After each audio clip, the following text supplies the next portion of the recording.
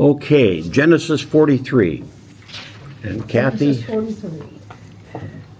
Now, this is probably going to sound like a redo because we've heard this story once. Have at it. Now the famine was severe in the land, and when they had eaten the grain that they had brought from Egypt, their father said to them, "Go again, buy us a little food." But Judah said to him, "The man solemnly warned us, saying, 'You shall not see my face unless your brother is with you. If you will send our brother with us, we will go down and buy you food. But if you will not send him, we will not go down, for the man said to us, You shall not see my face unless your brother is with you.' Israel said, 'Why did you treat me so badly as to tell the man that you had another brother?' They replied, 'The man questioned us carefully about ourselves and our kindred, saying, Is your father still alive? Do you have another brother?' What we told him was in answer to these questions. Could we in any way know that he would say, 'Bring your brother down'?" And Judah said to Israel his father, "Send the boy with me, and we will arise and go, so that we may live and not die, both we and you and our little ones. I will be a pledge of his safety. From my hand you shall require him. If I do not bring him back to you and set him before you, then let me bear the blame forever. If we had not delayed, we would now have returned twice." Then their father Israel said to them, "If it must be so, then do this. Take some of the choice fruits of the land in your bags and carry a present down to the man, a little balm and a little honey, gum, myrrh, pistachio nuts, and almonds. Take double the money with you. Carry back with you the money that was returned in the mouth of your sacks. Perhaps it was an oversight. Take also your brother and arise, go again to the man. May God Almighty grant you mercy before the man, and may he send back your other brother and Benjamin.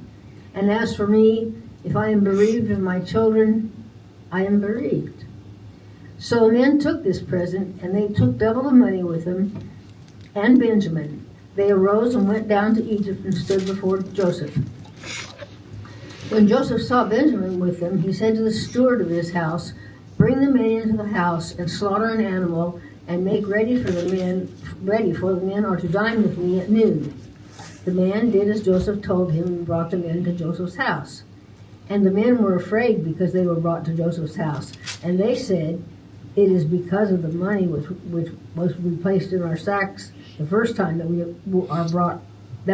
are brought in, so that he may assault us and fall upon us to make us servants and seize our donkeys."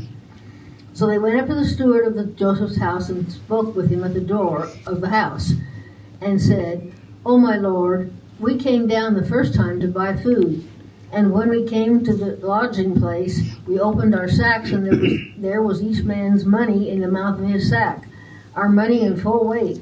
So we have brought it again with us, and we have brought other money down with us to buy food. We do not know who put our money in our sacks." He replied, "Peace to you. Do not be afraid.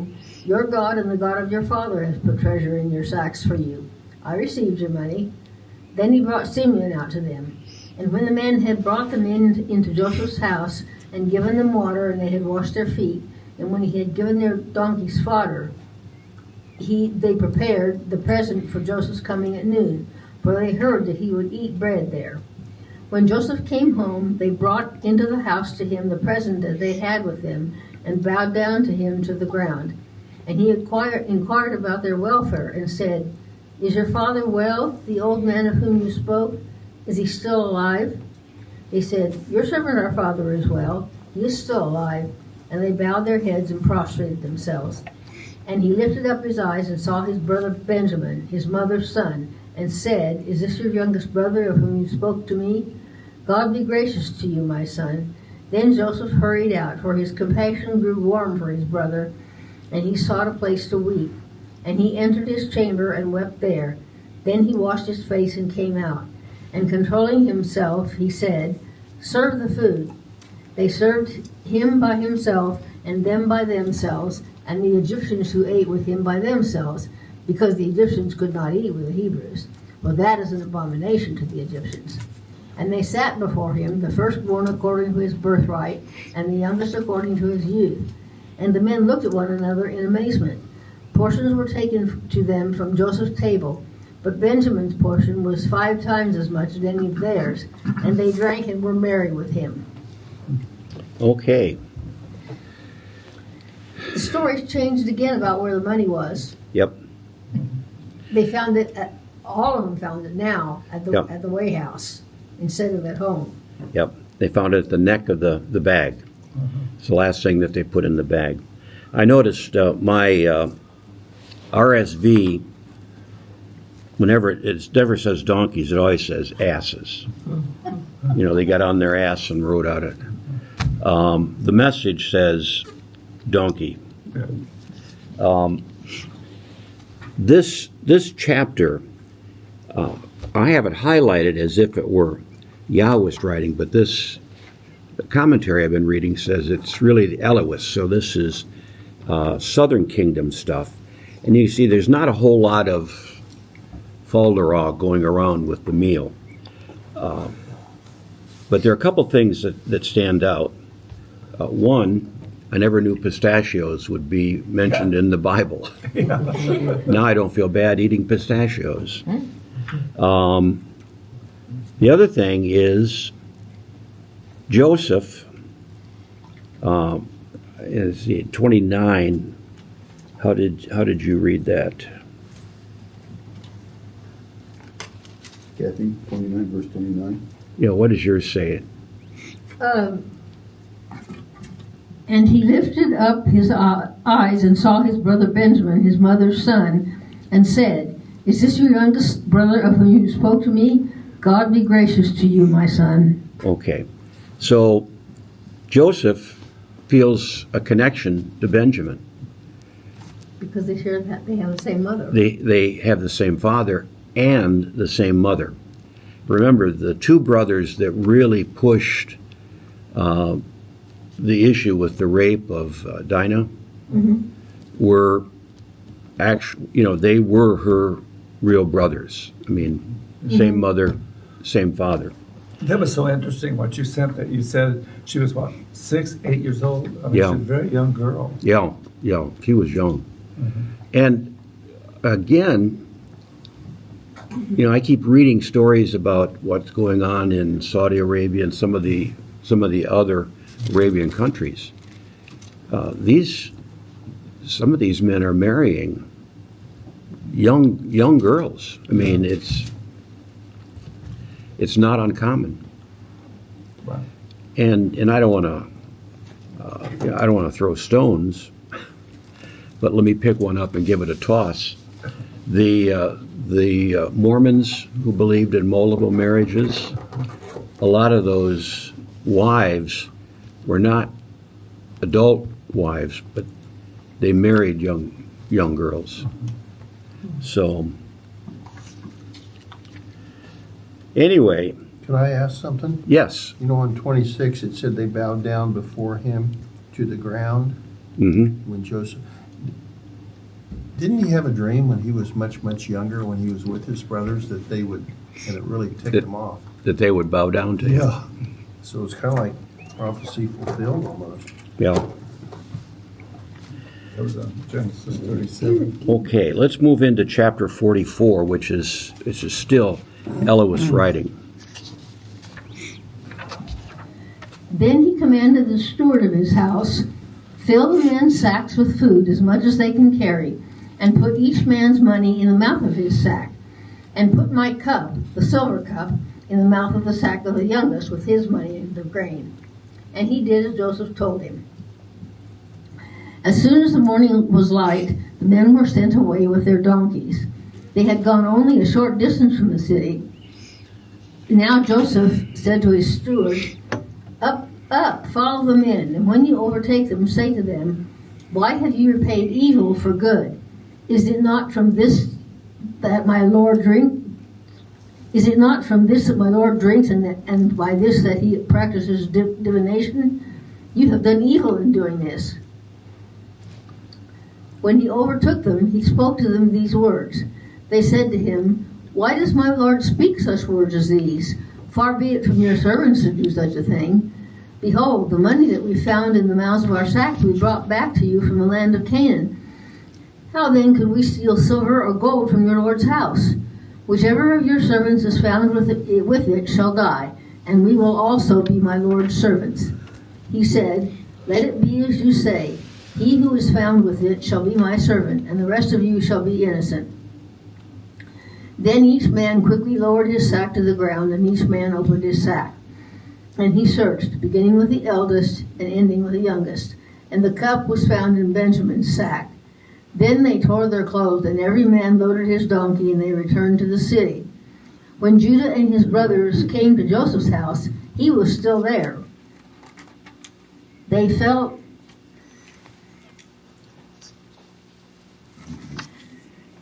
before him to the ground. Joseph said to them, "What deed is this that you have done? Did you not know that a man like me can indeed practice divination?" And Judah said, "What shall we say to my Lord? What shall we speak? Or how can we clear ourselves? God has found out the guilt of your servants. Behold, we are my Lord's servants, both we and he also in whose hand the cup has been found." But he said, "Far be it from me that I should do so. Only the man in whose hand the cup was found shall be my servant. But as for you, go up in peace to your father." Then Judah went up to him and said, "O my Lord, please let your servant speak a word in my Lord's ears, and let not your anger burn against your servant, for you are like Pharaoh himself. My Lord asked his servant, saying, 'Have you a father or a brother?' And we said to my Lord, 'We have a father, an old man, and a young brother, the child of his old age. His brother is dead, and he alone is left of his mother's children, and his father loves him.'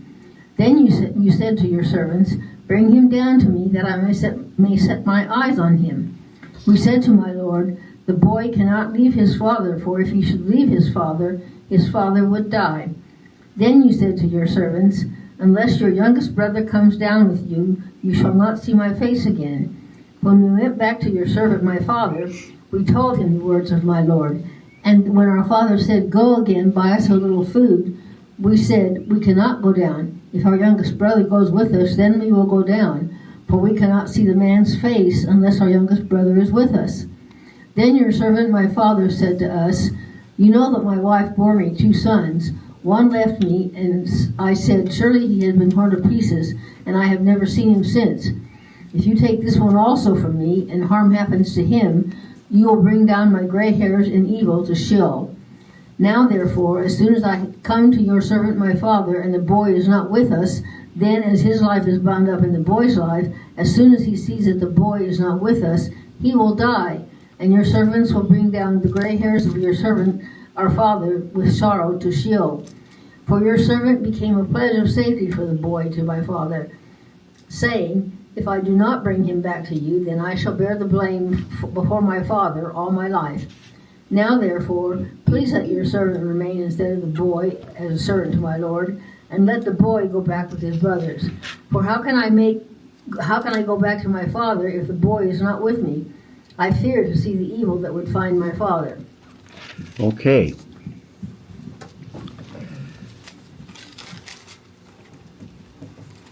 Parents always say they don't have a favorite. Obviously, that wasn't the case with Israel.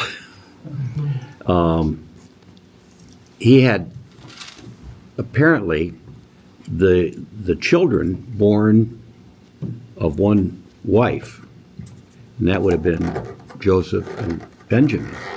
They were special to him. And he thinks one of them is already dead.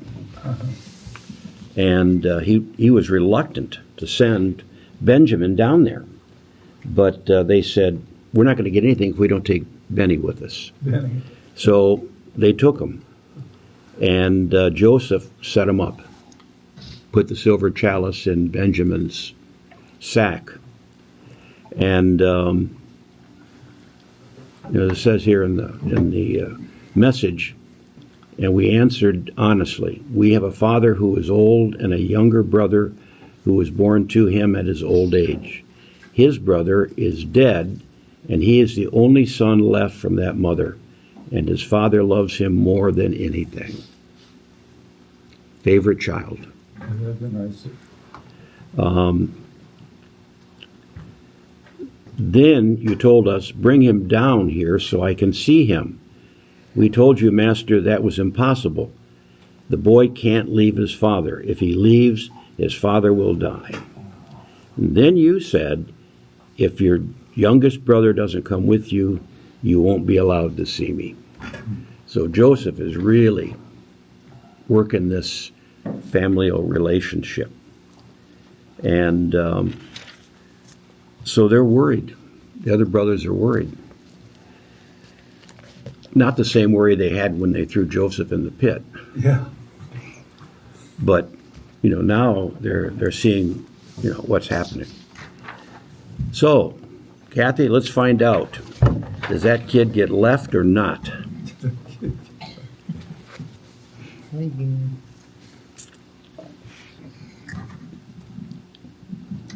Then Joseph could not control himself before all those who stood by him. He cried, "Make everyone go out from me." So no one stayed with him when Joseph made himself known to his brothers. And he wept aloud so that the Egyptians heard it, and the household of Pharaoh heard it. And Joseph said to his brother, "I am Joseph. Is my father still alive?" But his brothers could not answer him, for they were dismayed at his presence. So Joseph said to his brothers, "Come near to me, please." And they came near, and he said, "I am your brother Joseph, whom you sold into Egypt. And now do not be distressed or angry with yourselves because you sold me here. For God sent me before you to preserve life. For the famine has been in the land 2 years, and there are yet five years in which there will be neither plowing nor harvest. And God sent me before you to preserve for you a remnant on earth, and to keep alive for you many survivors. So it was not you who sent me here, but God. He has made me a father to Pharaoh, and lord of all his house, and ruler over all the land of Egypt. Hurry and go up to my father and say to him, 'Thus says your son Joseph, Joseph, God has made me the lord of Egypt. Come down to me, do not tarry. You shall dwell in the land of Goshen, and you shall be near me, you and your children and your children's children, and your flocks, your herds, and all that you have. There I will provide for you, for there are yet 5 years of famine to come, so that you and your household and all that you have do not come to poverty. Now your eyes see, and the eyes of my brother Benjamin see that it is my mouth that speaks to you. You must tell my father of all my honor in Egypt and of all that you have seen. Hurry and bring my father down here." Then he fell upon his brother Benjamin's neck and wept, and Benjamin wept upon his neck. And he kissed all his brothers and wept upon them. After that, his brothers talked with him. When the report was heard in Pharaoh's house, Joseph's brothers had come, it pleased Pharaoh and his servants. And Pharaoh said to Joseph, "Say to your brothers, do not do this. Load your beasts and go back to the land of Canaan, and take your father and your household and come to me, and I will give you the best of the land of Egypt, and you shall eat the fat of the land. And you, Joseph, are commanded to say, do this. Take wagons from the land of Egypt for your little ones and for your wives, and bring your father and come. Have no concern for your goods, for the best of all the land of Egypt is yours." The sons of Israel did so, and Joseph gave them wagons according to the command of Pharaoh, and gave them provision for the journey. To each and all of them he gave a change of clothes, but to Benjamin he gave 300 shekels of silver and 5 changes of clothes. To his father he sent as follows: 10 donkeys loaded with the good things of Egypt, and 10 female donkeys loaded with grain, bread, and provision for his father on the journey. Then he sent his brothers away, and as they departed, he said to them, "Do not quarrel on the way." So they went up out of Egypt and came to the land of Canaan to their father Jacob. And they told him, "Joseph is still alive, and he is ruler over all the land of Egypt." And his heart became numb, for he did not believe him. But when they told him all the words of Joseph which he had said to them, and when he saw the wagons that Joseph had sent to carry him, the spirit of their father Jacob revived. And Israel said, "It is enough. Joseph, my son, is still alive. I will go and see him before I die." All right. Happy ending. Yeah. It's like a Hallmark movie. Everybody's happy. And, you know, the nice thing about this is Pharaoh was welcoming. You know, Pharaoh said, well, if you've got family, bring them on down. And we'll give them great land. So it'll be interesting to see what happens between this time and when Moses took the people from Pharaoh, the Israelites, the Hebrews, through the water in that 40-year march. So, and slowly and steadily we are reaching 50 chapters? Yes, it's 50 chapters. 50 chapters. We're in 46. Yes. Start 46. So we got four more chapters. How fast can you read? I thought it was funny when he told his brothers not to quarrel along the way. Yeah. That made me laugh. He knows them so well. Yes. How did then he sent his brother, this is the message, then he sent his brothers off, and they left.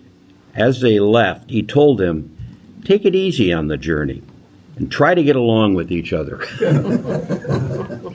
You know, if you don't get along, I'm going to turn this wagon around and we're going back home. So, Dad must have been happy when they arrived there. So, let's find out how Dad is going to accept this. And thankfully, these are kind of short chapters. So, Kathy, let's get into 46. So Israel took his journey with all that he had and came to Beersheba and offered sacrifices to the God of his father, Isaac. And God spoke to Israel in visions of the night and said, Jacob, Jacob. And he said, here I am. Then he said, I am God, the God of your father. Do not be afraid to go down to Egypt, for there I will make you into a great nation. I myself will go down with you to Egypt, and I will also bring you up again. And Joseph's hand shall close your eyes. Then Jacob set out from Beersheba. The sons of Israel carried Jacob their father, their little ones, and their wives in the wagons that Pharaoh had sent to carry him. They also took their livestock and their goods, which they had gained in the land of Canaan, and came into Egypt. Jacob and all his offspring with him, his sons, and his sons, and his sons with him, his daughters and his sons' daughters. All his offspring he brought with him to Egypt. Okay, let's pause there for just a minute, because I find it interesting. How did that start off? It says, so Israel set out with all that was his. And God spoke to Israel in a vision that night. Jacob, Jacob. We're going back and forth between the two authors. Yeah, God has given him the name Israel. Are we saying God has a bad memory? God's calling him Jacob. But God has already named him Israel. It's one of those things that stands out to me, and I wonder, as Kathy said, you've got several authors putting this story together. And we're going to hear a little bit from the Priestley author, because he is always very good with genealogies. So, and Kathy, impress us. Now these are the names of the descendants of Israel who came into Egypt. Jacob and his sons. Reuben, Jacob's firstborn, and the sons of Reuben. Hanok, Palu, Hezron, and Carmi. The sons of Simeon, Jemuel, Jamin, Ohad, Jachin, Zohar, and Shaul, the son of a Canaanite woman. And the sons of Levi, Gershon, Kohath, and Merari. The sons of Judah, Onan, Shelah, and Perez, and Zerah. But and Onan died in the land of Canaan. And the sons of Perez were Hezron and Hamel. The sons of Issachar, Tola, Puvah, Job, and Shimron. The sons of Zebulun, Sered, Elon, and Jaleel. These are the sons of Leah, whom she bore to Jacob in Padan Aram, together with his daughter Dinah. Altogether his sons and his daughters numbered 33. The sons of Gad, Ziphion, Haggai, Shuni, Esbon, Eri, Arodi, and Areli. The sons of Asher, Imnah, Ishva, Ishvi, Beriah, with Sarah their sister. And the brothers of Beriah, Heber, and Malchiel. These are the sons of Zilpah, whom Laban gave to Leah his daughter, and these she bore to Jacob, 16 persons. The sons of Rachel, Jacob's wife, Joseph and Benjamin. And to Joseph in the land of Egypt were born Manasseh and Ephraim, whom Asenath, daughter of Potipharah, the priest of On, bore to him. And the sons of Benjamin, Bela, Becher, Ashbel, Gera, Naaman, Ehi, Rosh, Mupim, Hupim, and Ard. These are the sons of Rachel who were born to Jacob, 14 persons in all. The sons of Dan, Husham. The sons of Naphtali, the son of Dan, Husham. The sons of Naphtali, Jaziel, Guni, Jazer, and Shilem. These are the sons of Bilhah, whom Laban gave to Rachel his daughter, and these she bore to Jacob, 7 persons in all. All the persons belonging to Jacob who came into Egypt, who were his own descendants, not including Jacob's sons' wives, were 66 persons in all. And the sons of Joseph who were born to him in Egypt were 2. All the persons of the house of Jacob who came into Egypt were 70. He had sent Judah ahead of him to Joseph to show the way before him in Goshen, and they came into the land of Goshen. Then Joseph prepared his chariot and went up to meet Israel his father in Goshen. He presented himself to him and fell on his neck and wept on his neck a good while. Israel said to Joseph, "Now let me die, since I have seen your face, and know that you are still alive." Joseph said to his brothers and to his father's household, "I will go up and tell Pharaoh, and will say to him, 'My brothers and my father's household who were in the land of Canaan have come to me. And the men are shepherds, for they have been keepers of livestock, and they have brought their flocks and their herds and all they have. When Pharaoh calls you, says, 'What is your occupation?' You shall say, 'Your servants have been keepers of livestock from our youth, even until now, both we and our fathers, in order that you may dwell in the land of Goshen. For every shepherd is an abomination to the Egyptians.'" Okay. They weren't big on shepherds in Egypt, apparently. That's a big family. 70, wasn't it? 66. Oh, we got to read 70. And a couple of them had died. So after the Exodus, they returned to what was originally their homeland that they were leaving now, the Canaan, the one. No, they went into the Promised Land. I know, but wasn't that What? the same territory that they originally came from? It may be. I don't spoil Exodus, but let me ask our resident expert, Kathy. Was Canaan the same as the Promised Land? Yes, Okay, so they're going to go back into Canaan eventually. eventually. The sons of Jacob's wife Rachel, Joseph, Benjamin.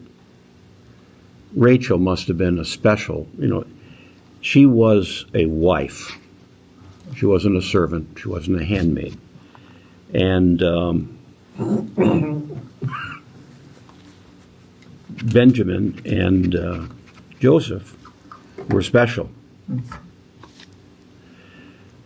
But I'll tell you, these guys, well, I would hate to be around that house at Christmas time. Who's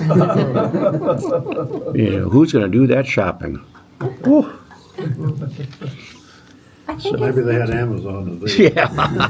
Can you imagine what the porch would look like? I think it's interesting that they were shepherds, and that kind of was a protection to be not liked by the Egyptians. Yeah. So sometimes being the one who's ignored or not looked upon well is a good thing. Oh, that reminded me of something else. Like, when Joseph said, "You meant it for evil, but God meant it for good." Mm-hmm. I have heard that so much my whole life.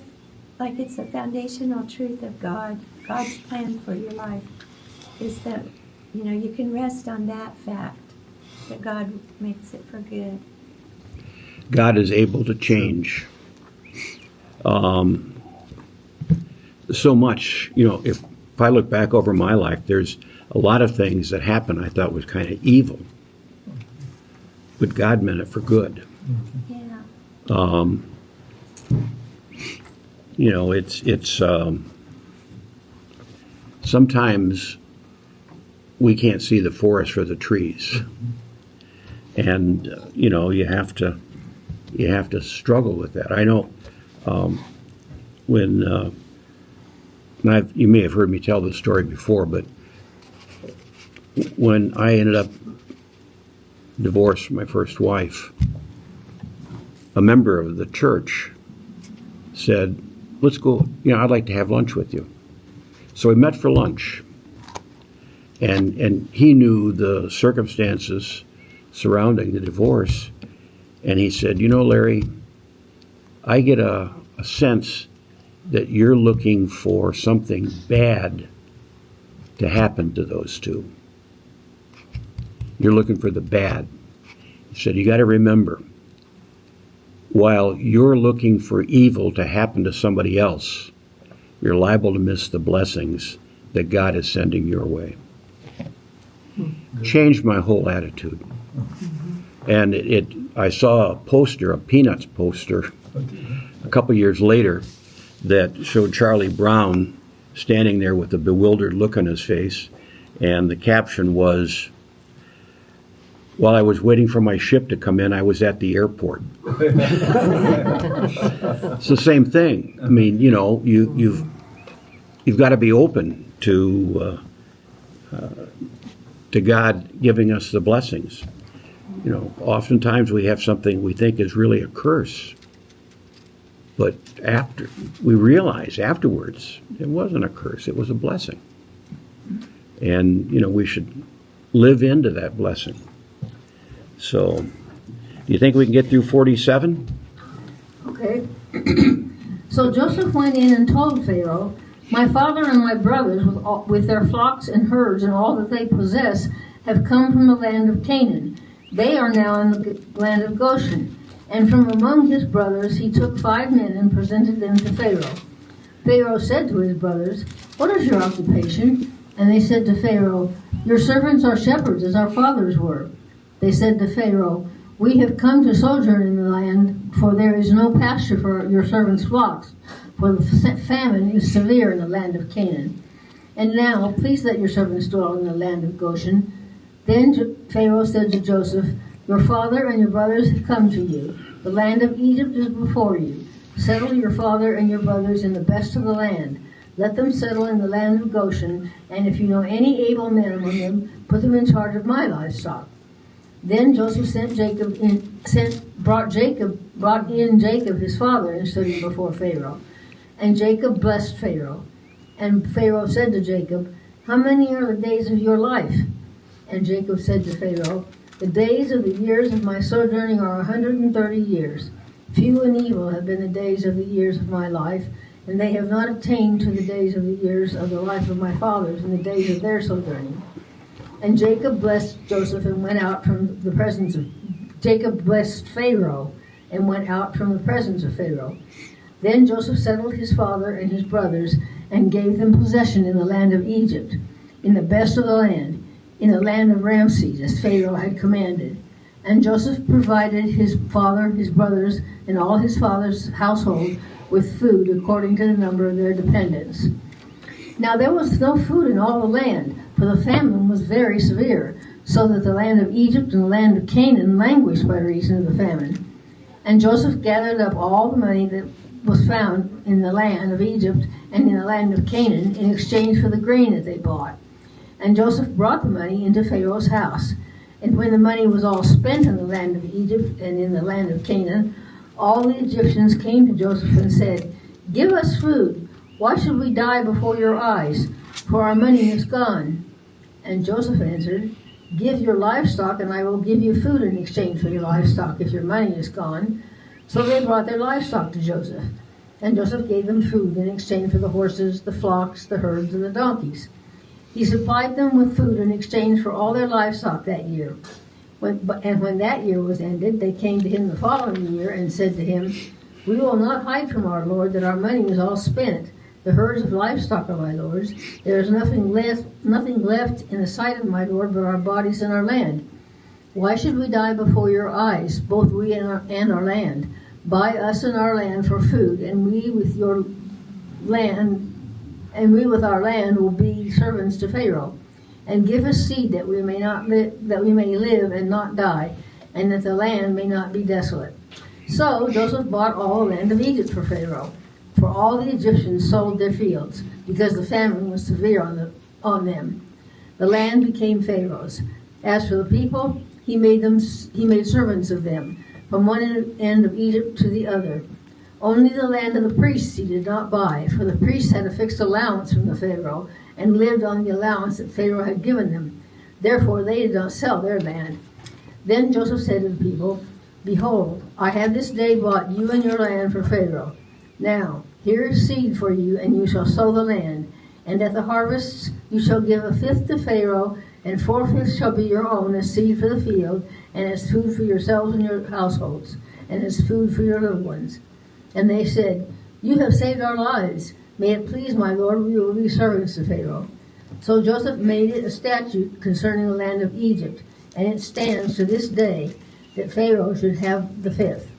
The land of the priests alone did not become Pharaoh's. Okay, let me pause there for just a minute. I just want to point out, a tithe is 20%, 10. or 10%. We'd like it to be 20%, I guess. It's 10%. This is a whole lot different. The Pharaoh's getting 1/5. Which is 20%. 20%. Yeah. So, it's interesting that the Pharaoh's making out better. He's taken over all the land. He's got all the money, All the people. And he's making out like a bandit. Okay, Kathy, let's finish up this chapter. Thus Israel settled in the land of Egypt, in the land of Goshen, and they gained possessions in it and were fruitful and multiplied greatly. And Jacob lived in the land of Egypt 17 years. So the days of Jacob, the years of his life, were 147 years. And when the time drew near that Israel must die, he called his son Joseph and said to him, "If now I have found favor in your sight, put your hand under my thigh and promise to deal kindly and truly with me. Do not bury me in Egypt, but let me lie with my fathers. Carry me out of Egypt and bury me in their burying place." He answered, "I will do as you have said." And he said, "Swear to me." And he swore to him. Then Israel bowed himself upon the head of his bed. Okay. It was fine living in Egypt, but don't bury me here. Yep. Bury me with my ancestors. Was the money exchangeable from one to the other? In other words, did they have to trade livestock and stuff instead of money at this stage? They ran out of their money. Yeah, money was usually silver. And it would, the silver would have the same value no matter where you Okay, went. so Pharaoh ended up it was exchangeable. Yes. As they moved. everything. Yes. Before But they ran out of Joseph that, had so Pharaoh, But, yeah. was Pharaoh over the land. So, anyway, The king. But he didn't Interesting. own everything. Is that the Egyptian natives that became Pharaoh's slaves? Or is it Everybody. Joseph's people, the Jews and the Egyptians? I think Joseph kind of protected his people. Okay. Yeah. Okay. I get it. And, but, But all the native Egyptians became slaves. yeah. Oh.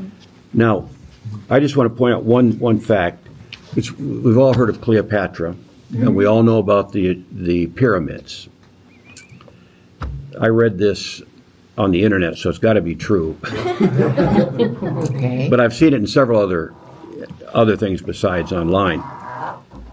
The time period between the construction of the pyramids and the life of Cleopatra is longer than the time period from Cleopatra to today.